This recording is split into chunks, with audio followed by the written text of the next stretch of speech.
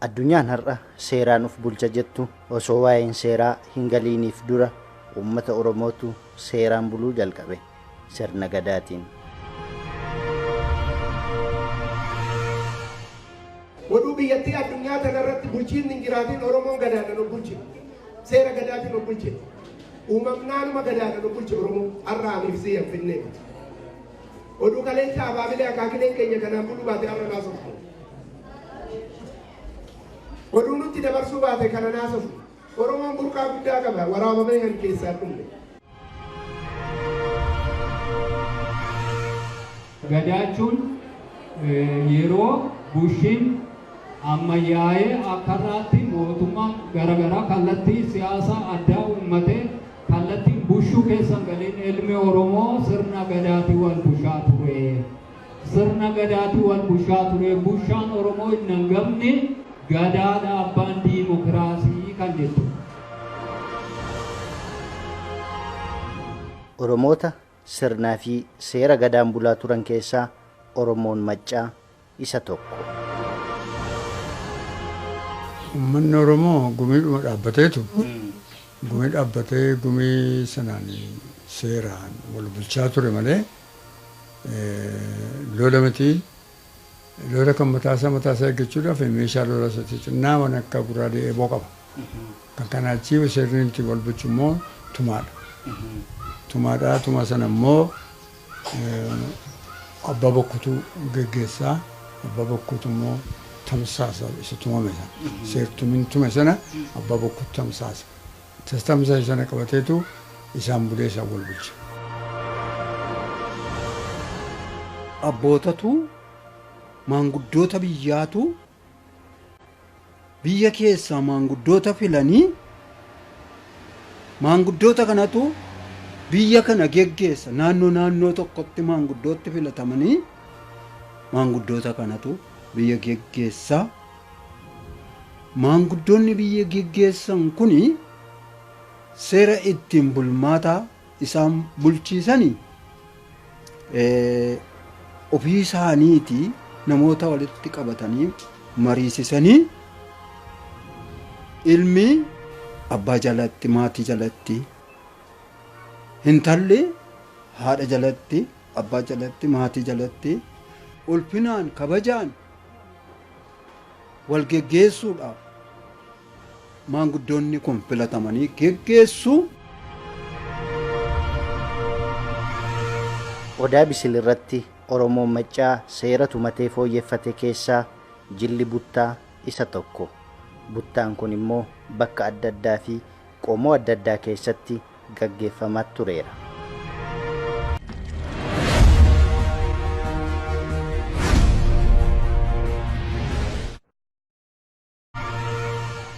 Seerota Oromoon maccaa ittiin wal bulchaa turan keessaa seerri makkoobilii isa duraati. Gootichi yookaan abbaan gadaa duraanii makkoobilii xiiqeffata nama jagna nama cimaa nama bakka madaalamaa barbaade uummata isaa teessisuu fi qubachiisuuf seera isaa irratti raawwachuu barbaadu yoo ta'u eessarra turan ilmaan maccaaf tuulamaa naannoo odaa nabeerra waliin turan hangafaa qotisuu turan. Hangafaa qotisuu turaniitu achumarraa gaafa beekumsii fi ilmaan maccaa kun baay'ina argisiisanii seera deemsi dadhabsiisee jedhu seera kana lallabuudhaaf qopheesse yeroo ka'u qabaddaa xinnaan barattoonnis qabaddaa afaanitti qabamee hangafaan egaa idduma Oromoo yoo taane wal gadi qabuun jira rakkoo ta'e achirraa futta'ee ba'uudhaan gara odaa bisilitti dhufe seera ummatichi ittiin bulu achirratti raawwate achirraan darbeet gibirratti seera dhangalaase achuma darbeet lammii iddoo kana jiru gosa iddoo kana jiru immoo iddoo kanarratti gosti kunis mari'atee makkoobilees walalirratti seera dhangalaase kun darbaa dabarsa oduu toontaan kitaabaanis qorannoonis abbaan keenyas namuma gadaa darbaa dabarsa dabarsee miti dhuuftuu maccaarraa darbee kan nu qaqqabee nu harka jirudha har'a hunduma isaa qabannee kan jirudha. Innuma filatu lafa waraanni lixuu hin dandeenye akka bisilittis iddoo kana sarrannaan ajaa'ibsiifadhu dirree akkanaa filate. Achis tulluun kun maaliif filatame yoo jedhame bakka abbaan duulaa irra dhaabatee biyya isaa eegu. Yoo rakkoon uumame aarra achirratti aara, aarri na aaruu walitti fiiga. Kanaaf bakki kun filame. Kanaaf bakki kun filame. Akkuma sirni gadaa bakkeewwan garaa garaatti sababoota garaa garaan laaffachaa dhufe, Oromoota Maccaa birattis laaffachaa dhufeera. Laaffachuu sirna kanaafis sababoonni garaa garaa himamu. Sababoota kanneen keessaas akkuma lafti keenya bareedu nu waan bareennuuf sirna keenya galagalcha. Sirni gadaa kuni guutummaa biyya Oromiyaa keessatti tokkummaadhaan walii wajjin jiraachaa turanii warri biyya kana jiran illee yaa'iisaa irratti argamuudhaaf asii ba'anii yeroo isaan baalee dhaqan illee jira. Warri biyya sanaa immoo biyya kana yeroo isaan itti dhufan jiraa jedhu. Biyya kanatti tulluu walal irratti illee ta'a tureera jedhu yaa'iinsa. Isa kana kan balleesse mootummaa Habashaatii kan jedhamu. Mootummaa Habashaatu isa kana harkaa fashaleesse ofii isaatii gaafa saba kana weeraree harkatti galfatu harkaa fashaleessee. Uummati Wallaggaa otoo gara weeraraa nafxanyaatti hin seeniin dura jechuudha. Sirna gadaan obushaa ture. Sirni gadaa sana immoo utuma weerarri nafxanyaayyuu hin dhufiin dura jechuudha. Ofittummaa fedhii dhuunfaatu sana miidhee sirna gadaa dimokraatawaa ta'e jechuudha. Baay'ee dimokraatawaadha yeroo jedhamu amma fakkeenyaa fi gadaa hammacaa fudhanna yoo ta'e jechuudha. Gadaa maccaa keessatti illee dubartii 22 fi dhiira 23 walitti nama 45tu biyya bushaa ture jechuudha. Akkaataa kanaan umriitiin wal gurmeessee jechuudha. Gurmuu hiriyaa qaba. Gurmuu hiriyaa wal gurmeessee akkaataa kanatti biyya gaggeessaan turedha uummati Oromoo jechuudha. Durii isaa jechuudha. Gaggeessama sana keessatti uummati Oromoo mataasaa han adda ta'e illee han adda isa taasisuudha wanti kun jechuudha. Maaliif yeroo umriitiin jedhamu fakkeenyaa fi shanee salgee jedhamee beekama gumiin sun jechuudha. Gumiin paarlaamantii sun jechuudha. Namni paarlaamaa sana bakka bu'ee dubbatu mataan isaa noolee jedhamee inni beekamu. Noolee jechuun akka amma afyaa'ii jedhanidha. Afyaa'een afaan Oromoo miti. Afaan Oromoo keessa garuu gadaa siistem mataa nama isaan danda'ee noolee jedhamee beekamutu jira. Sirna kana sirna ofittummaa fedhii dhuunfaa hambaa labbaataa abbaa qoroo waan jedhamu jechuudha. Abbaa qoroo waan jedhamu labbaatallee jechuu baanne abbaa qoroo waan jedhamu sirna abbaa qoroo fi mootii sanatu kana diigee balleessee mootii fi abbaa qoroon addee dhaabatee booda immoo sirni nafxanyaa immoo biyya irratti fe'amee dhufe jechuudha. Sababoonni kunneen walitti dabalamuun laaffachuu sirna gadaa eenyummaa uummata Oromoof shoora guddaa qabu turan.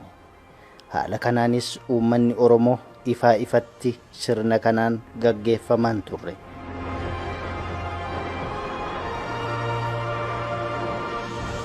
Sirni gadaa dhiibbaadhuma gita bittaa nafxanyaatiinitu badeetti beennagaa odeeffannoo yeroo dhageenyusi.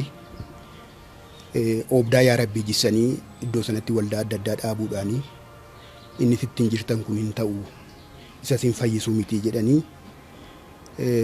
waldaa amantaa adda addaa dhaabuudhaanii sirni sun akka inni badu akka inni waan booddeettafaa ta'e akka inni Oromoo kana xureessu waan akkasiitti fakkeessanii egaa hirkatti busheessaniiti Oromoonis utuma yaadisaallee bira jiraate utuma qalbiinsaallee guutuudhaan jaallate eega hirkatti busheessanii ergatti hirkattuu akkasanii laaffisaa dhufe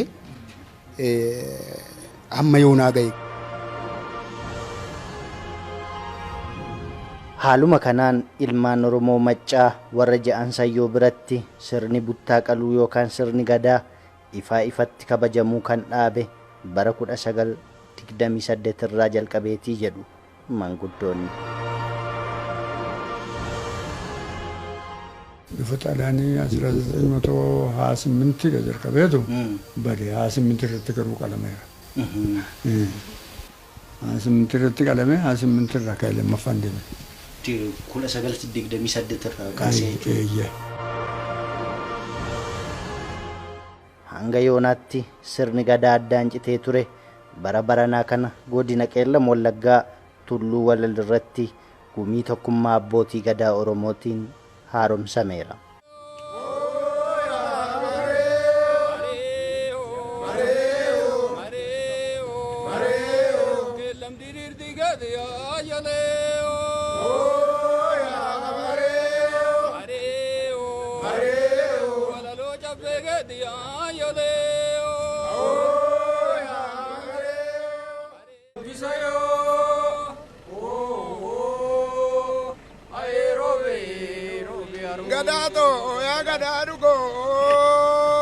Gadato mazenti deje o gadato daban argate o baragada seril muramarara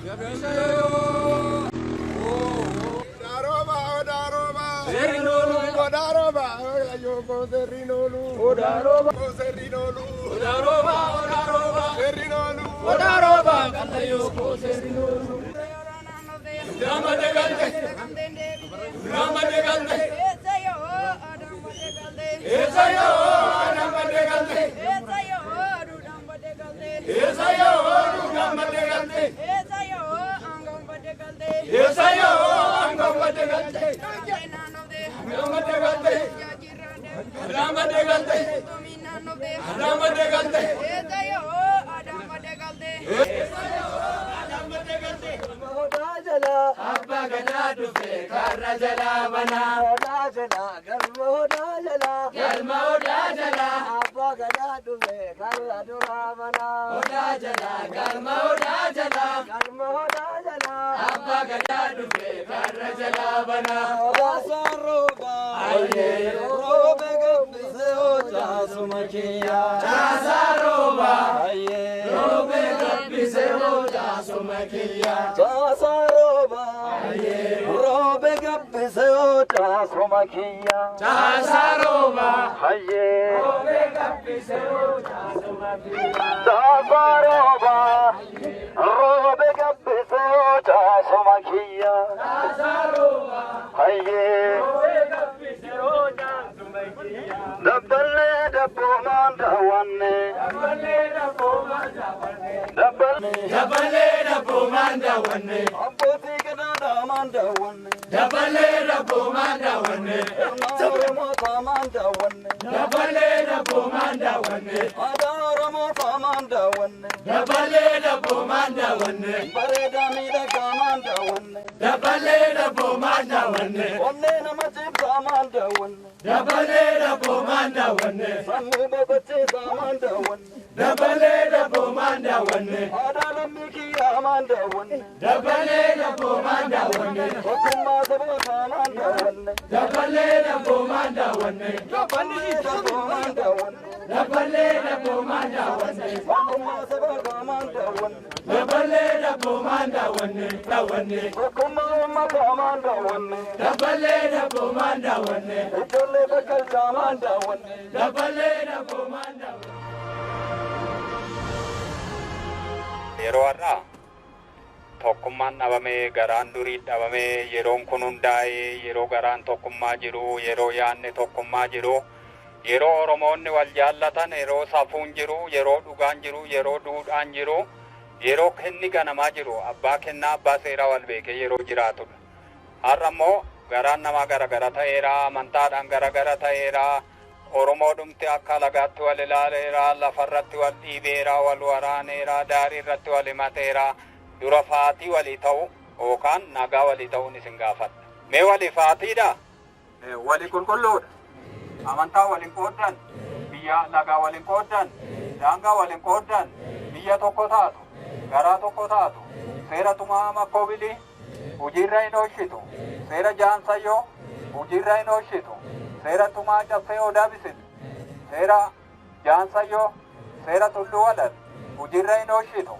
Kun qaaliidhaa? Tokko taatan Waaqayyo tokko sinaa taasisuun nagaa ta'a. Of kalaa bulaa jiraadha.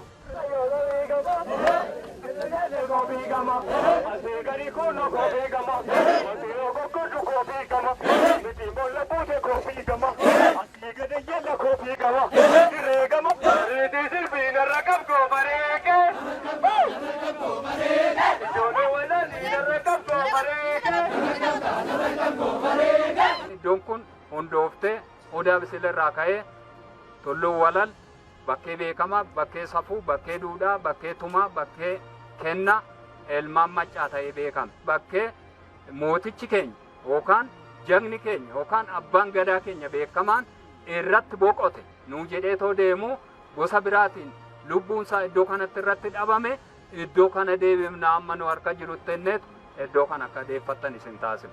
Hennaa ta'u bor har'a deebi'ee jettanii bor olola diinaatiin siyaasa amantaa garaagaraatiin isinitti maniiru. Amantaaf kun tokko miti. Kun mootii bushaadha. Amantaan ofii keetii amante. Amantaa waggaa 8tti aangoo wal harkaa fuudhu hin jiru. Kun waggaa 8 aangoo wal harkaa fuudhamu. Mootii bakka itti filattu, bushaa kee bakka itti filattu, damee sii dubbatu bakka itti filattu, abbaa gadaa sii dubbatu bakka itti filattu.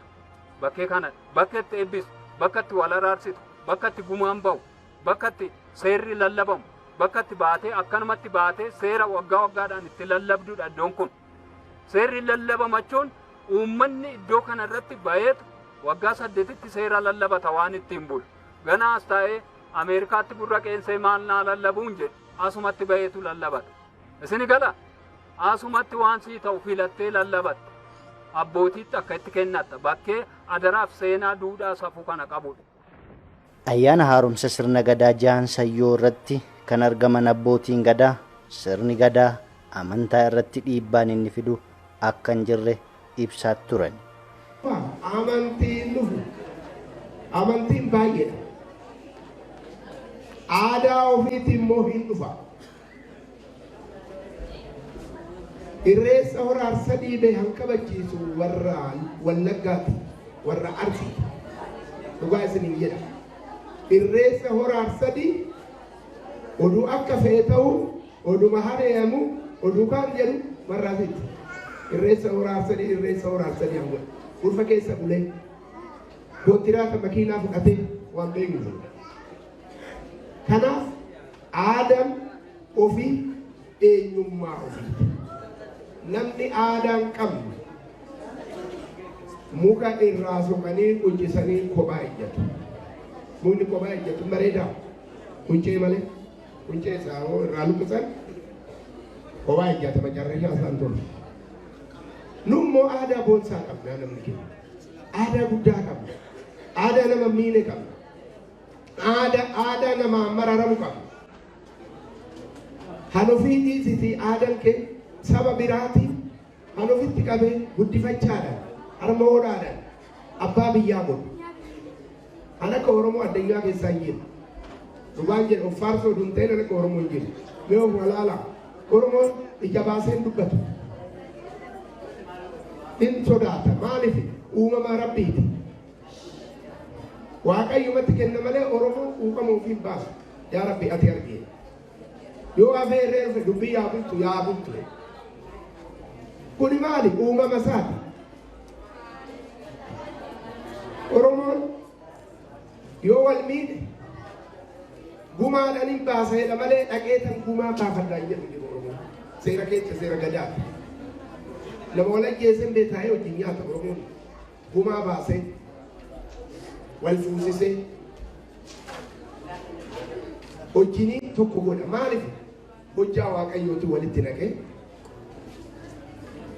hojjaa Waaqayyoo san keessa seenu namni wal ajjeesee dheen bahu Waaqatu walitti naqaa jedhu san Waaqa sammuu Waaqaa eeggatee deema.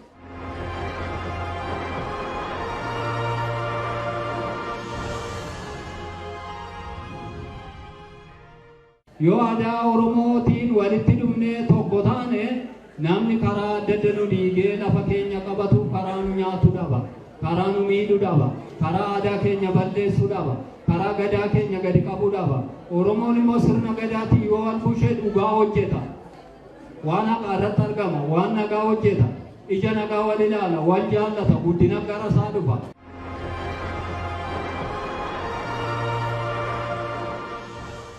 Amma Oromoon waaqa gurraachadha, waaqa tokkicha beeka. Amantaan Oromoon kun qabu immoo amantaanuma sirriidha. Gita bittaa nafxanyootaatii wajjiniin walitti hirkatee raawwatee akka inni itti balleessuu danda'e amma yeroo jalqabaatti bataskaana ortodoksiitu ture. Bataskaana ortodoksii sana keessatti qiddaaseen kan inni ittiin adeemsifamu, lallabbiin wangeelaa kitaabaa kan inni ittiin geggeeffamu afaan Gi'iziitii, afaan Amaareffaati. Oromoon kanan dhaga'u. Warri kaan amantiin warra misheenii dhufnaan isaan immoo afaan Oromootiin lallabuu jalqaban. Lafa afaan kootiin dhaga'u, lafaan afaan kootiin dhaggeeffadhu dhaqaa jedhee raawwatee garri baay'een keessaa deebi'e. Yoo deebi'u immoo sirna gadaa sanatti achi as akka hin deebineefi muka jalatti dhaqanii sagaduun cubbuudha. Lagatti irreeffachuun cubbuudha. Tulluu biratti dhaqanii kadhachuun cubbuudha. Jedhanii iddoo sanaas immoo waan itti lallabanii fi eegaa kun cubbuu ta'eeti jedhee itti dhiisee kanumaan murtaa'e. Akka kanatti laafuu danda'e karaa lachuutiin.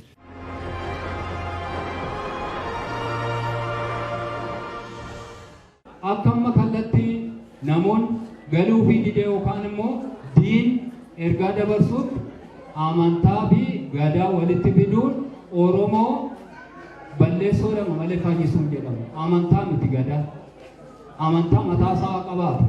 Malee amantaa eenyumtuu qaba. Sabni kamuu qaba amantaa mataasaa. Oromoon amantaa waaquma tokkotti godha. Amantaan inni qabus kan biraa kan qabu hin qabu.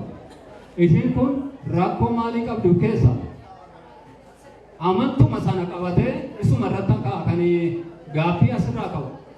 Maxxannee fudhachuu nu dhoowwee har'umallee iddoo kana jirru nu galuu didee kallattii kamitti nu geessu fedhee akka abjuu arganii nu harkaa gara ta'etti deemuu barbaadellee as gubbaa dhaabannee asirreeffannu maan amantaan kana nufi amaneef amantaan biyya bushuun jiru amantaa bushuudha kan aman kan na bushuudha anis kanan aman amantaa koo anatu ittiin bulu amantaan waa'ee cubbuu waa'ee qulqullummaa waa'ee waaqaa lallaba nu immoo gadaan immoo waa'ee Oromoo bulchiinsa ilma Oromoo akkamitti safuu isaa eeggatu akkamitti duudhaa isaa eeggatu akkamitti aadaa isaa eeggatu akkamitti gaa'ila eeggatu akkamitti da'umsa isaa haala jireenya isaa kan ittiin eeggatu jechuudha aadaa jechuun gadaa jechuun.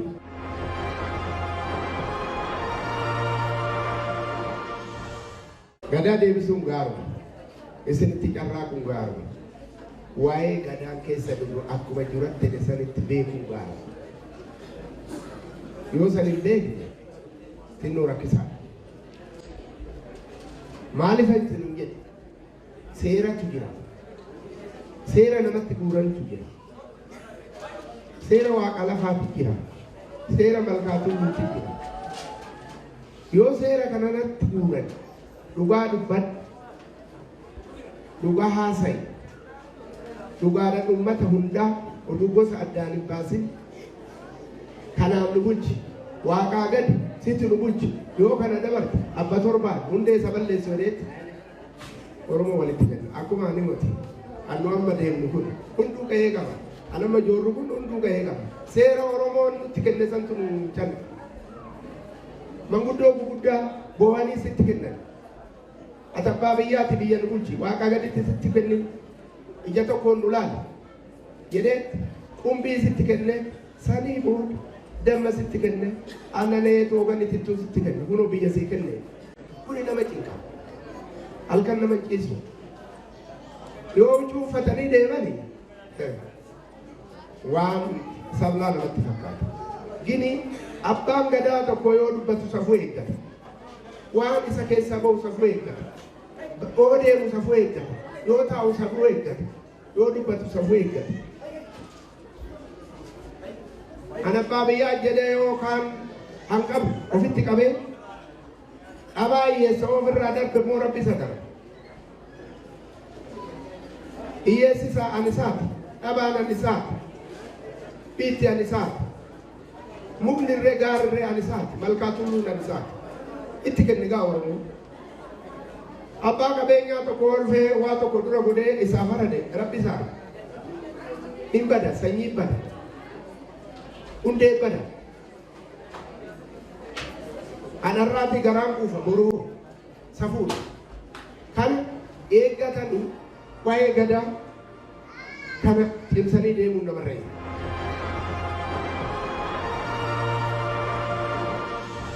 Gadaani safuu qaba, safeeffannaa qaba, ulfina qaba. Sirna gadaa keessa hanni hin jiru. Sirna gadaa keessa sobi hin jiru. Sirna gadaa keessa utusuun hangafa isaatii ulfina kenna. Hoboof cooratu eegama. Haasaan safuu qaba, adeemmiin safuu qaba. Hundumtuu safuu ilaalee raawwatee safuu kanaan adeema malee akka hin taane hin deemu, akka hin taane hin dubbatu.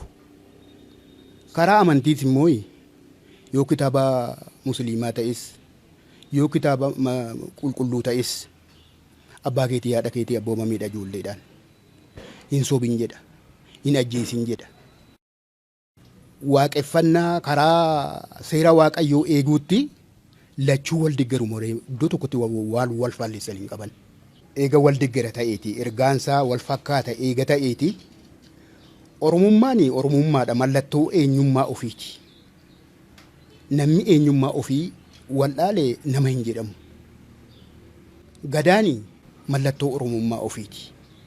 Seenaa Oromooti. Achii dhufii keenya gadaa keessatti ilaalamaatu dhufe. Sirna gadaatiinitu geggeeffamaa dhufne. Har'a kitaabii yookiis immoo matsaaf qudduusiin umurii waggaa 100 gararraa yookiis 100 murteeffamu lakkaa'amu keessatti yoo dhufee karaa kan biraatiin qaroomina yoo namaa kenne iyyuu keessatti immoo Oromummaa ofii irraanfachuun sirrii miti. Warri hubannoo qabanii utuu sirni gadaa cimaa ta'ee jiraate ergaan matsaaf qidduusii keenyaa iyyuu sirriitti hojiirra oolaa jedhu warri hubannoo qaban. Garuu warri hubannoo hin qabne akka waan gadaan amantii kana erga harcaasuudhaaf dhufeettitu warri ilaalan immoo jiru. Garuu kana miti.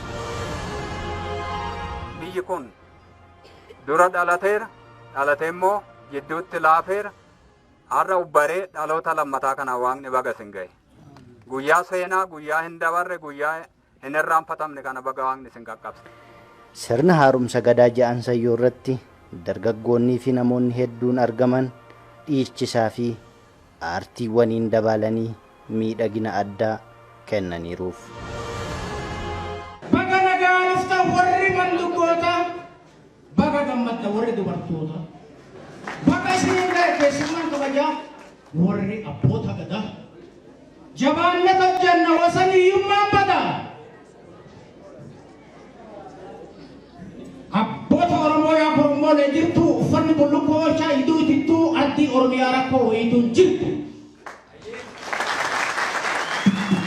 Antee gifiratu deemee olii dura fi yeessuun argamu isaa namaatuun tiksu. Abboota Oromoo yaa Oromoo lee jirtu. Saba koo jabaadhu akka jabaattu barattee diida fagoollee hin deemtu barmoonni qe'aatti galtee yaa warri maatiin barsiifne baroon gaabbitaaltee. Ira barsiiftee dhoowwiin dubartii kanan noombise beeki duruu duubatti utuu nu baranne kam kan ta'u ashkara kan hubatee jarri nu oowwe karaa ija soba qabna maaliif arguu dadhabne gurra soba qabna maaliif aggeetti amne hin amne barmoota gizee dursan dimokiraasiin hin jiru isaan kanaaf rakkanne.